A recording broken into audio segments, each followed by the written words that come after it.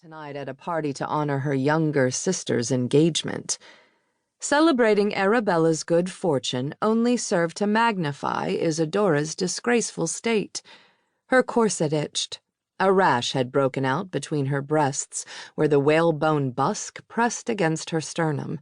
It took a great deal of self-control to keep her hands demurely folded in front of her as she waited in agony for some reluctant, grimly smiling gentleman to come calling for a dance. Except that they seldom came. No young man wanted to partner an ungainly, whey-faced spinster who was too shy to carry on a normal conversation, and too bored with banal social chatter to try very hard. And so she stood against the block-painted wall, garnering no more attention than her mother's japanned highboy. The sounds of laughter, conversation, and clinking glasses added a charming undertone to the music played by the 12-piece ensemble. Unnoticed, she glanced across the central foyer toward her father's business study. Escape beckoned. In the darkened study, perhaps Isadora could compose herself and, heaven preserve her, wedge a hand down into her corset for a much-needed scratch.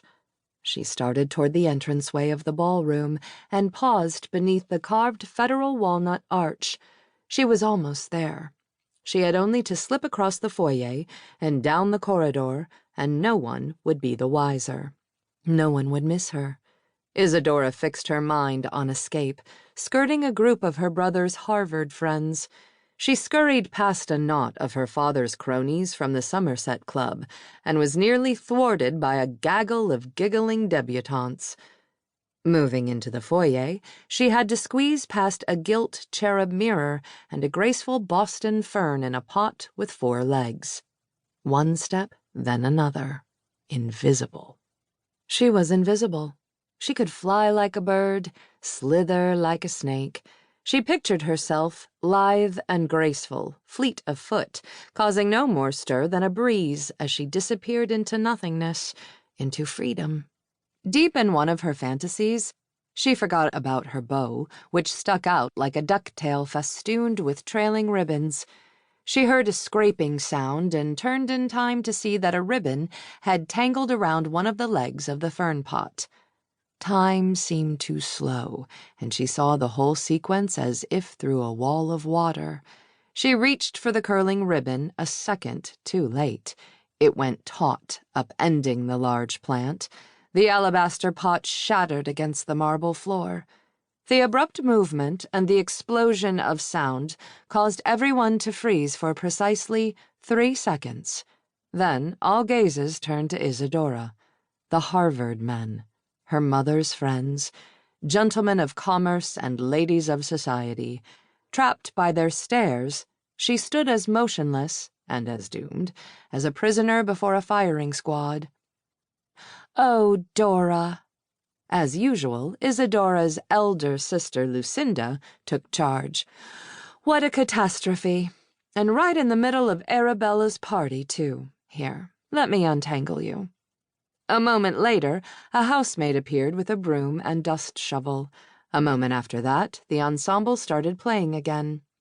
The recovery took only seconds, but to Isadora it spanned an eternity as long as her spinsterhood.